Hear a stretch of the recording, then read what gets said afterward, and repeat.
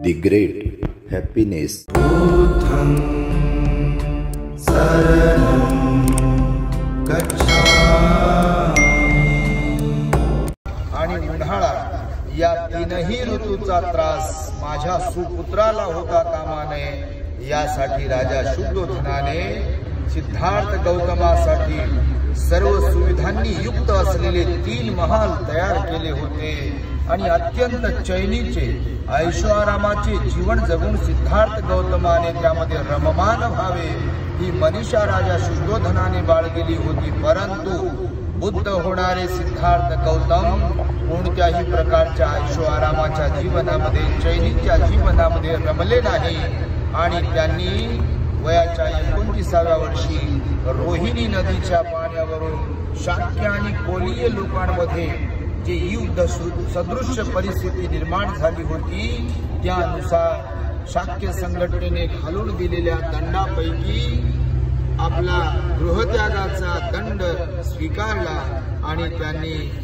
गृहत्याग केला आणि गृहत्याग करून याच ठिकाणावरून आपले भरजरीचे कपडे वस्त्र अलंकार आदी टाकून देऊन मित्रमंडळीला सोडून आपल्या राहुल नावाच्या छोट्याशा बाळास सोडून यशोधरा नावाच्या अत्यंत सुंदर आणि तेवढीच गुणवान असलेल्या पत्नीला त्यागून महाप्रजापती गौतमी सारखी महान पुण्यवान आई आणि राजा शुद्धोधनासारखे आदर्श वडील महापुण्यवान वडील यांच्यासह सर्व नातलग आणि आप्तेष्ट नातेवाईक पाहुणे सैनिक सोनं चांदी माणिक मोती पद प्रतिष्ठा या सगळ्यांचा त्याग केला आणि परित्याग करून सिद्धार्थ गौतम याच कपिलवस्तू नगरीमधून आपले आभूषण त्यागून राजगृहाच्या दिशेने चालले आणि राजगृहाला गेल्यानंतर राजा बिंबिसाराची आणि त्यांची भेट होती. राजा बिंबिसार त्यांना विनंती करतात,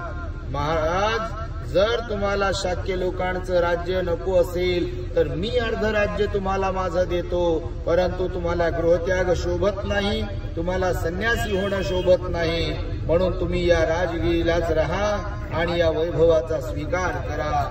यावर सिद्धार्थ गौतमाने स्मित हास्य करून राजा बिंबिसाराच्या त्या देणगीचा अस्वीकार केला आणि पुढे पुढे सिद्धार्थ गौतम आपल्या उरुवेलेच्या जंगलाकडे गेले आणि तिकडे जाऊन त्यांनी मग 6 वर्षांची खडतर तपश्चर्या केली. याच कपिलवस्तू नगरीमध्ये सिद्धार्थ गौतम बुद्ध झाल्यानंतर 7 वर्षांनी परत आले होते. आपणास ठाऊक असेल, आमच्याकडून आपण ऐकलं असेल, भक्ती लोकांकडून आपण ऐकलं असेल की सिद्धार्थ गौतम जेव्हा बुद्ध होता तर बुद्ध झाल्यानंतर 7 वर्षांपर्यंत ते आपल्या मायदेशी म्हणजे कपिलवस्तूला जात नाही. परंतु राजा शुद्धोधनाने त्यांना विशेष विनंती केली होती आणि विशेष विनंतीवरून भगवान बुद्ध 7 वर्षानंतर कपिलवस्तूला भिक्षू संघासह येतात. तेव्हा त्यांच्याबरोबर सारीपुत्त महामोगलान अग्र भिक्खू असतात आणि त्या भिक्खूंच्या समवेत जेव्हा इथे भगवान बुद्ध कपिलवस्तूला येतात तेव्हा त्यांच्यासाठी या ठिकाणी विहार निर्माण केलेला असतो. त्या विहारामध्ये ते वास्तव्य करतात आणि दुसऱ्या दिवशी जेव्हा भिक्षाटनासाठी कपिलवस्तू नगरीमध्ये आपलं भिक्षापात्र घेऊन परिमंडल कडून निघतात तेव्हा राजा शुद्धोधन खिडकीतून पाहतो माझा राजकुमार असलेला सुपुत्र जो असंख्य लोकांना रोजच्या रोज कितीतरी वर्ष फ्री मध्ये जेवू घालू शकतो, पंचपक्वानाचं जेवण दान देऊ शकतो, तो माझा सुपुत्र हातामध्ये भिक्षापात्र घेऊन लोकांच्या दारोदार जातो आहे भोजनासाठी.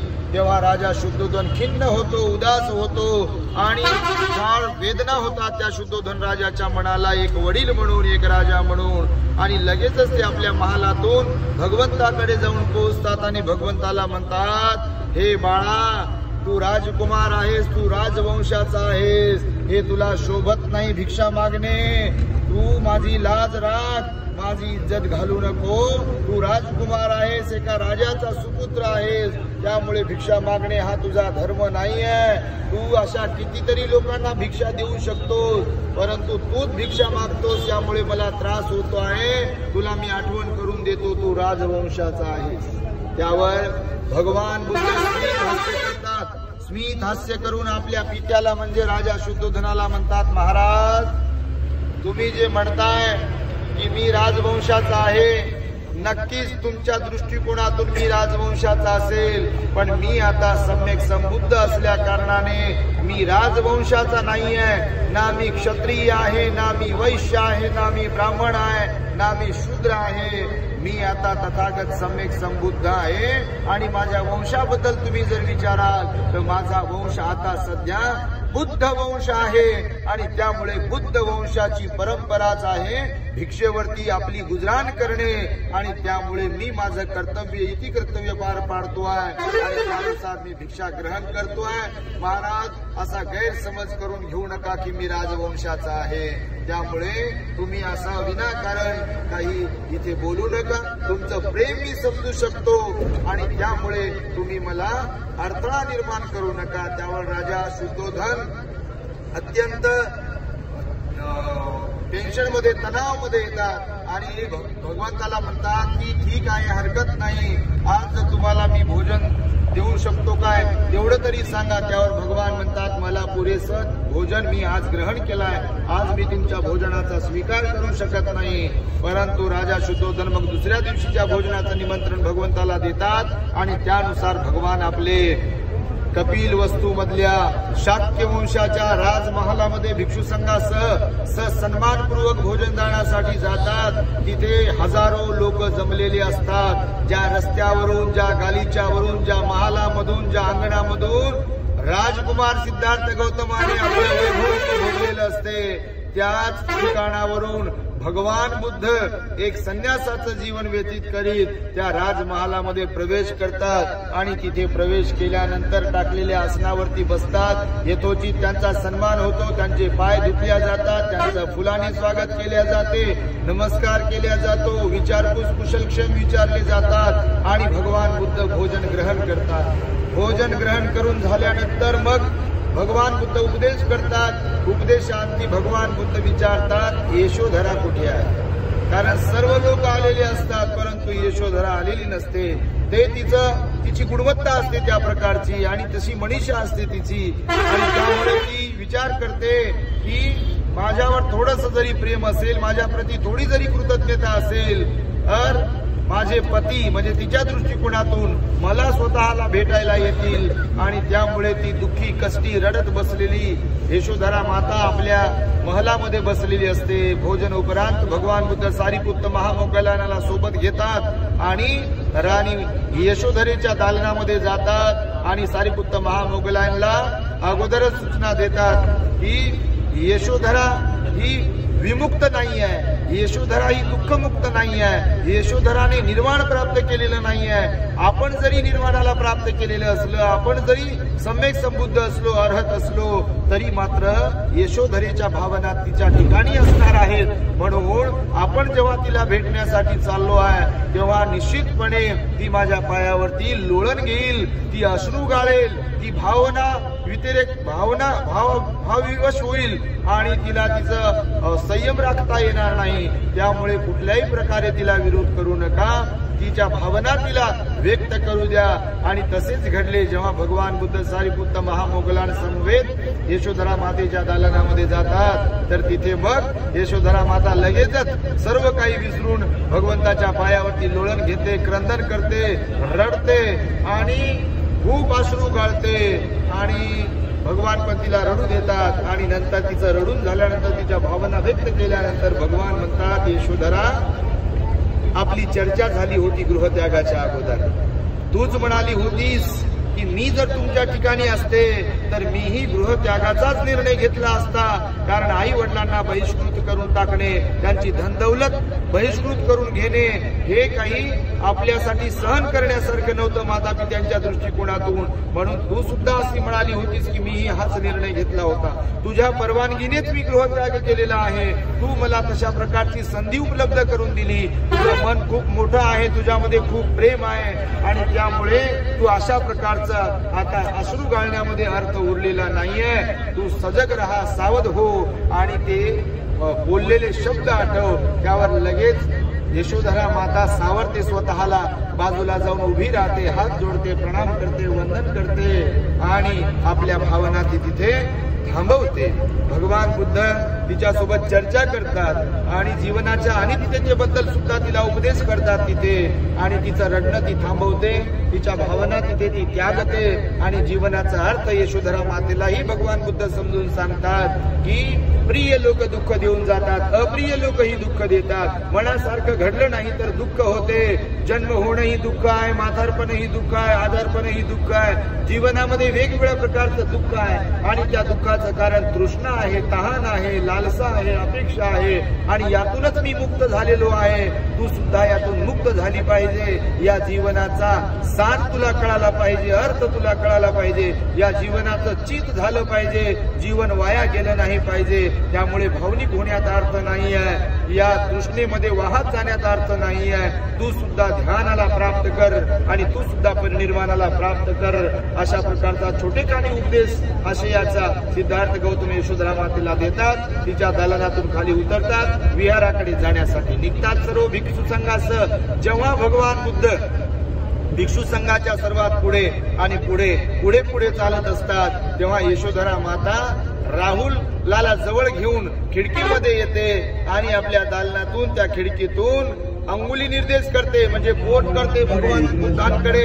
सगळ्या भिक्षू संघांमध्ये जे भगवान बुद्ध असतात त्यांच्याकडे बोट करते. राहुलाला म्हणते, बाळ, त्या भिक्षू संघांमध्ये सर्वात उंच असलेले, ज्यांच्या डोक्यावरती मासाचा गोळा दिसतोय, ज्यांचे केस कुरळे आहेत, ज्यांचे डोळे टपुरे टपुरे आणि सुंदर आहेत, जे अजान बाहू आहेत, ज्यांचे हात लंबे लंबे आहेत, ज्यांचे बोट समान आहेत, ज्यांच्या हातावर पायावर चक्र आहेत, हे अशा प्रकारे पूर्ण शरीराचं वर्णन करते.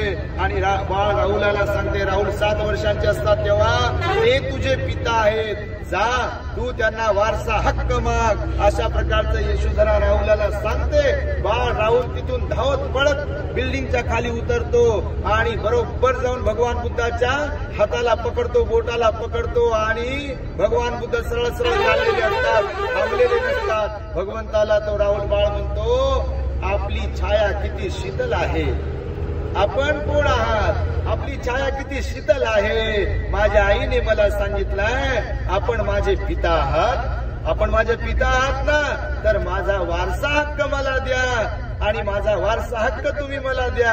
असं तो तगादा लावतो, आग्रह करत असतो. भगवान बुद्ध स्मित हास्य करतात, त्याच्याशी वार्तालाप करत नाही. तो मात्र भगवंताचं बोट सोडत नाही आणि पुढे पुढे भगवान आणि सोबत सोबत राहुल आणि त्यांच्या पाठीमागे भिक्षू संघ.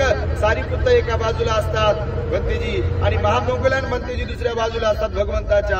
आणि भगवान बुद्ध सर्व भिक्षू संघासह विहारामध्ये जाऊन पोहोचतात. विहारात पर्यंत राहुल बाळ सोबतच येतो आणि भगवान मग तिथे आसनावरती बसतात. राहुल बाळाचा तगादा सुरूच असतो, आग्रह सुरूच असतो, आपण माझे पिता आहात ना, तर मला वारसा हक्क द्या. माझ्या आईने मला सांगितलंय, तुम्ही माझे पिता आहात आणि मला तुमच्याकडून वारसा हक्क पाहिजे. भगवान बुद्ध सारीपुत्ताकडे पाहतात, सारीपुत्त ओळखतात आणि भगवान बुद्ध सारीपुत्ताला म्हणतात, भंते सारीपुत्र, राहुल काय म्हणत आहे. त्यावर भंते सारीपुत्त म्हणतात, भगवान राहुल वारसा हक्क मागत आहे. आणि त्यावर भगवान बुद्ध सारीपुत्त भंतेजीला म्हणतात की सारीपुत्त, मी काय देऊ शकतो, राहुलाला कोणता वारसा देऊ शकतो. त्यावर सारीपुत्त भंतेजी पण शांत बसतात. भगवान म्हणतात सारीपुत्त भंतेला, सारीपुत्त, की माझ्याकडे भिक्षापात्र आहे, माझ्याकडे चिवर आहे, याच्या व्यतिरिक्त माझ्याकडे निर्वाण प्राप्तीसाठीचा मार्ग आहे, धम्म आहे आणि तोच माझ्याकडे वारसा आहे. ना माझ्याकडे तलवार आहे, ना माझ्याकडे अजून कोणते शस्त्र, ना माझ्याकडे भरजरी वस्त्र, ना दागदागिने, ना सोनं, ना चांदी, ना माणिक, ना मोती, ना राजमहल, ना सैनिक, माझ्याकडे दुसरं काही नाही आहे. परंतु गृहस्थांच्या साठीचा जो वारसा असतो त्याच्यापेक्षा लाखो करोडो पटीने सर्वोत्तम असलेला वारसा माझ्याकडे आहे. आणि मी आदेश देतो सारीपुत्र तुम्हाला, तुम्ही राहुलाला हा वारसा द्या. आणि त्याच ठिकाणी राहुलाची दीक्षा होते, राहुलाचं मुंडन केल्या जाते, राहुलाला चिवर दिल्या जाते आणि राहुल छोटासा बालक तिथे भंतेजी बनतो. बघा, जेव्हा राजा शुद्धोधनाला समजते तेव्हा राजा शुद्धोधन, महाप्रजापती गौतमी, यशोधरा माता आणि सगळे शाक्य लोक धावत पळत येतात विहारामध्ये, रडत येतात, क्रंदन करतात आणि भगवंताला म्हणतात, भगवान हे काय केलं तुम्ही तर गेलात तुमच्यामध्ये आमचा जीव की प्राण होता, तुम्ही तर आम्हाला सोडून गेलात, परंतु एक राहुल तेवढा होता, त्याला तरी तुम्ही ठेवायला पाहिजे होतं. शुद्धोधन राजा म्हणतात की माझी तब्येत आता मी म्हातारा झालेलो आहे, महाप्रजापती गौतमी सुद्धा म्हातारपणाकडे झुकत आहे, माझा तुम्ही विचार करायला पाहिजे होता. आणि त्यावर भगवान बुद्ध म्हणतात की बघा, जीवनामध्ये प्रत्येकाच्या वाट्याला म्हातारपण येते, आजारपण येते आणि इथे कोणी कुणाचं नाहीये. हकीकत मध्ये आज कोणी वाटते आपलं आहे, उद्या ते साथ देतील याची गॅरंटी नाहीये आणि त्यामुळे जीवन छोटसच आहे, या जीवनाचा सदुपयोग करता आला पाहिजे. असं म्हणतात की राजा शुद्धोधनाला जेव्हा तसा उपदेश दिला भगवंताने, तेव्हा राजा शुद्धोधन म्हातारपणामध्ये श्रोतापन्न झाले आणि श्रोतापन्न झाल्यामुळे त्यांना खूप लाभ झाला, संपूर्ण परिवाराला लाभ झाला, संपूर्ण कपिल वस्तूला खूप मोठा लाभ झाला. आणि त्यानुसार भगवान बुद्ध मग सगळ्या भिक्षू संघासह काही दिवसानंतर कपिल वस्तूवरून निघाले, वैशालीकडे गेले. आणि मग तुम्हाला जे वैशालीमध्ये आम्ही सांगितलं होतं 500 स्त्रिया शाक्य कुळातल्या दीक्षा घेण्यासाठी आल्या होत्या, तर याच कपिल वस्तूमधून राजा शुद्धोधनाच्या पत्नी असलेल्या महाप्रजापती गौतमी आणि यशोधरा माता यांच्या नेतृत्वामध्ये 500 कुलीन शाक्यवंशीय स्त्रिया दीक्षा घेण्यासाठी वैशालीला इथूनच गेल्या होत्या. देवदत्त, आनंद, महानाम, अनुरुद्ध अशा प्रकारचे उपाली नावाचा नावी असे 7 तरुण सुद्धा भगवंतावरती प्रभावित होऊन लगेच्या लगेच दीक्षा घेण्यासाठी भगवंताच्या मागोमागे गेले होते, त्यांची सुद्धा दीक्षा झाली होती. असा या कपिल वस्तूचा सुंदर असा इतिहास आहे. अनेक उपदेश सुद्धा या कपिल वस्तूमध्ये भगवंताने केलेले आहेत. आपल्या या बुद्धगयेच्या धम्म सहलीच्या माध्यमातून आपण आताच थोड्या वेळापूर्वी नेपाळमधून आपल्या भारत देशामध्ये आलेलो आहोत आणि भारतात आल्यानंतर प्रथमच आपण सर्वजण कपिल वस्तूकडे चाललेलो आहोत. थोड्या वेळानंतर कपिल वस्तूला आपण पोहोचणार आहोत. तिथे तुम्ही पाहू शकता भगवंतांच्या अस्थिवरती निर्माण केलेला, शाक्य लोकांनी निर्माण केलेला, अस्थि कलशावरती निर्माण केलेला एक स्तूप तुम्हाला पाहायला दर्शनासाठी मिळेल. ऐतिहासिक असलेला तो स्तूप आहे. भगवंताचं महापरिनिर्वाण झाल्यानंतर त्यांच्या अस्थींवरती जे 8 स्तूप तयार केले गेले होते, त्या 8 स्तूपांपैकी शाक्य लोकांना ज्या अस्थी मिळाल्या होत्या त्यांनी इथे स्तूप बनवलेला आहे. बघा, त्याचं तुम्हाला दर्शन होणार आहे. त्याच्यासह इथे असलेले तलाव, त्या काळातल्या पुष्करणी तुम्हाला पाहायला मिळतील. सुंदर सुंदर कमळाची फुलं तुम्हाला पाहायला मिळतील. त्या काळातले भिक्खू निवास तुम्हाला पाहायला मिळतील. त्या काळातले चैत्य तुम्हाला अर्हत भिक्खूचे चैत्य पाहायला मिळतील, त्याला वंदन करायला मिळेल. आणि त्यामुळे कपिल वस्तूकडे आपण चाललेलो आहोत. कपिल वस्तूचं दर्शन घेऊन आपण दुपारनंतर मग श्रावस्तीकडे निघणार आहोत. श्रावस्तीचा इतिहास सुद्धा तुम्हाला उद्या सांगितला जाईल. आपल्या या गाडीमध्ये आम्ही सातत्याने आपण आनंदी राहावेत, आपण सुखी राहावेत, प्रसन्न राहावेत. त्यामुळे वेळेचा सदुपयोग करण्यासाठी या माईकचा ताबा आम्ही घेत आहे आणि तुम्हाला जे जे काही सांगता येईल छोट्या मोठ्या गोष्टी, त्या गोष्टी सांगून तुमची श्रद्धा वृद्धिंगत करण्यासाठीचा हा प्रयत्न आहे. निश्चितपणे तुम्ही जागे आहात आणि जागे राहून, सावध राहून, श्रद्धापूर्वक ही छोटीशी धम्मदेशना, ही माहिती, हे मार्गदर्शन ऐकत आहात. निश्चितच तुम्हाला प्रेरणा मिळेल. आज तुम्ही आमच्या समवेत आलात. प्रत्येक टूरला अनेक लोक श्रद्धापूर्वक येतात आणि हे ऐकून तुम्ही सुद्धा बुद्ध गयेला आणि संपूर्ण जे काही धार्मिक स्थळ आहेत आपले, भगवंताचं जिथे वास्तव्य होतं, जिथे भगवंताने अनेक लोकांना परिवर्तित केलं, प्रवचन दिले, त्या ठिकाणी तुम्ही सुद्धा गेला पाहिजे, भेट दिली पाहिजे, दर्शन घेतलं पाहिजे. हाच आमचा मानस आहे. तेव्हा मी हे छोटंसं मार्गदर्शन इथे संपवतोय आणि माझ्या शब्दांना मी इथे पूर्ण विराम देतो.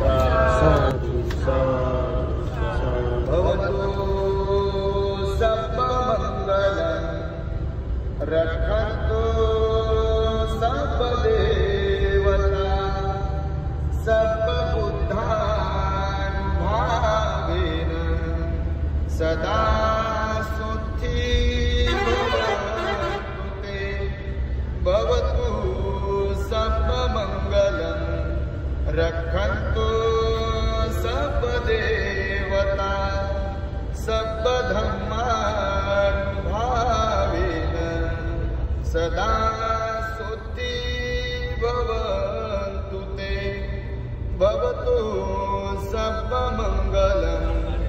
रक्षन्तु सब देवता सब संघानुभावेन सदा स्तुति भवन्तु ते। साधु साधु साधु। बुद्धं नमामि, धम्मं नमामि, संघं नमामि। The great happiness. बुद्धं शरणं गच्छामि।